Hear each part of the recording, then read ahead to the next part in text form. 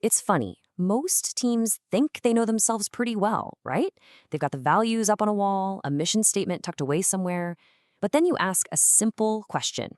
How do we actually work together when things get hard? And suddenly, the room goes quiet. That silence right there, that's where we're going to start today. We're diving into team self-awareness, the shared ability to see your own patterns, understand your impact, and most importantly, choose a better way to work. Okay, so let's break this down. Team self-awareness isn't just some vague, fuzzy concept. It's a really practical skill, and you can see it through 3 different lenses. First up, you've got pattern recognition. This is all about the team's ability to spot its own habits, especially when the pressure's on, and see how those habits affect everything. The second lens is impact consciousness. This is huge.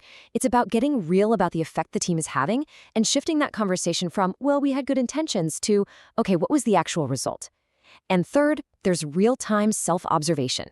This one's subtle, but it's a game changer. It's the skill of noticing things like tension or assumptions as they're happening and being able to adjust in the moment. When you put these 3 together, the team's culture stops being this invisible force and becomes something you can actually see, talk about, and shape. So the big question is, how do you actually build this skill as a team? Well, it's a journey. Think of it as a 4-stage process. First, we have to recognize. That's all about learning to see the patterns we couldn't see before. Then we connect, where we actively look for the things that bring us together. After that, we elevate, co-creating how we really want to work. And finally, we implement, turning all those great ideas into habits that actually stick. So let's start right at the beginning. When you hear the word diversity, we often jump to the things we can see, right? Things like nationality, gender, or age. But the kind of diversity that really shapes our day-to-day work is the stuff that's invisible. And this first stage is all about learning how to see it. This iceberg is the perfect way to picture it. Above the water, you've got the visible stuff. But below the surface, that's where the real action is. This is where you find all the invisible diversity. Different communication styles, different relationships to authority, different ways of handling conflict or uncertainty. This is the stuff that really makes up a team's DNA, and it can be the source of your biggest breakthroughs or your most stubborn problems. So here's the thing. Every team falls into automatic patterns. When stress hits, these defaults just take over. Maybe the same person always steps up to lead, or the quieter people just fade into the background. But it's really hard for us to see these patterns because we all have our own built-in blind spots. Things like affinity bias, where we naturally lean towards people who think and act like us, or confirmation bias, where we're always looking for evidence that proves we're right, and the halo effect, where one good or bad impression of someone colors everything else. Just naming these biases is the first step to getting around them. And this quote just says it all, doesn't it? The whole point of this first stage isn't to fix anything, not yet. It's simply to start observing with some genuine curiosity. You could start with a simple question at the end of a long week. Hey, how did we really work together this week? What patterns did we see? This brings us right to stage 2, and it's built on a really interesting paradox. The more different we are on a team, the more important it is to deliberately search for what we have in common. Connection isn't something that just happens by magic. It's a practice.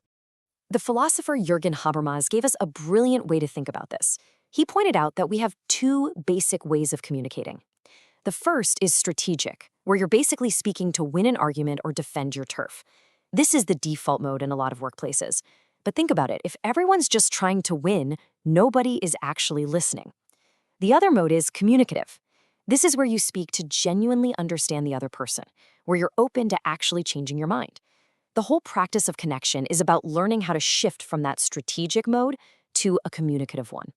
So how do we actually build that bridge to connect with each other? We can start by realizing that underneath all of our surface-level differences, every single one of us shares 4 basic human needs.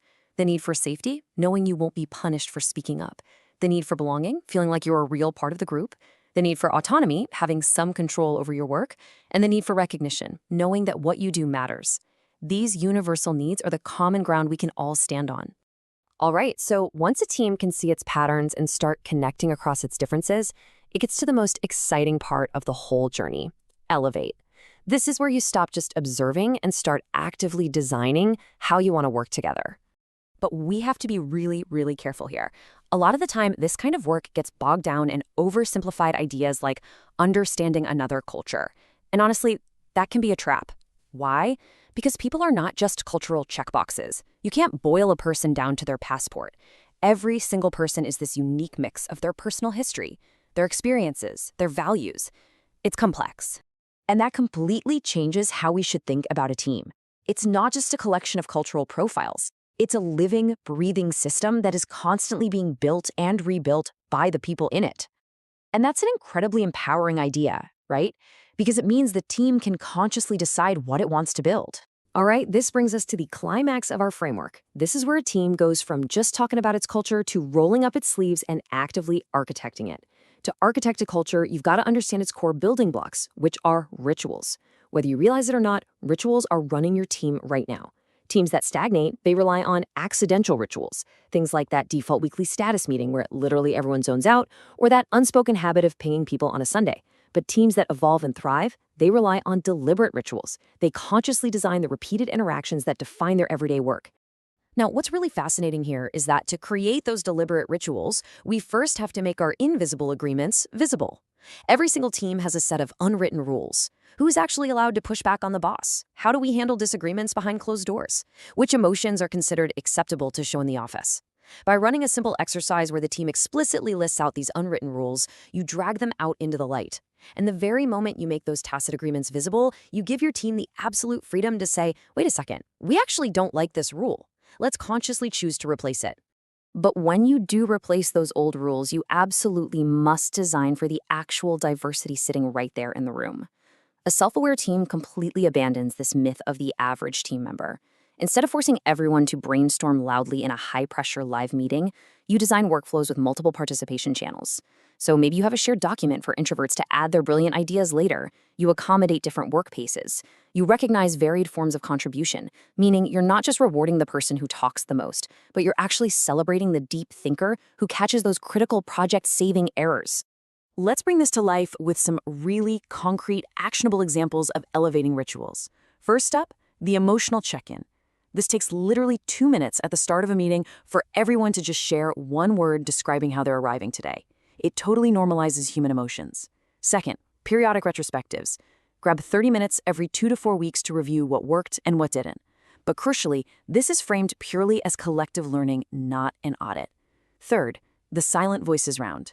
Before you finalize any big decision, explicitly invite those who haven't spoken yet to share their perspective. And finally, learning celebrations. Create a regular space to share lessons from mistakes. It completely transforms your team's relationship with failure. Here is the key, though. You don't just force these rituals onto a team. You have to co-create them. Self-determination research actually proves that when people help build the rules, you get genuine commitment, not just compliance. The cycle for this is super simple. 1, shared diagnosis of what needs fixing. 2, idea generation, totally unfiltered. 3, collective prioritization of just 2 or 3 high-impact practices. 4, time-limited experimentation, say, test it out for 2 to 4 weeks. And 5, review and adjustment. This design, experimentation, adjustment cycle is exactly the engine that turns good intentions into real, breathing culture. Okay, and now we arrive at the final stage. This is where so many good intentions go to die, right? The gap between that amazing conversation you had and actual, lasting change, well, that's not usually a willpower problem. It's a structure problem. To close that gap, we can steal a fantastic idea from James Clear's book, Atomic Habits, the 2-minute rule. The idea is simple. Any new habit you want to start should take less than 2 minutes to do. So don't try to change your team's entire culture overnight. Just start with a 2-minute check-in at the beginning of a meeting. Start small. Those tiny, consistent actions are what really make a difference. The key is to stop relying on motivation, because motivation comes and goes. Instead, you build systems. A system is a structure that just works. That means you anchor these new practices to your calendar so they become routine. And this is critical. You rotate responsibility. If only one person is in charge of a new ritual, it's fragile.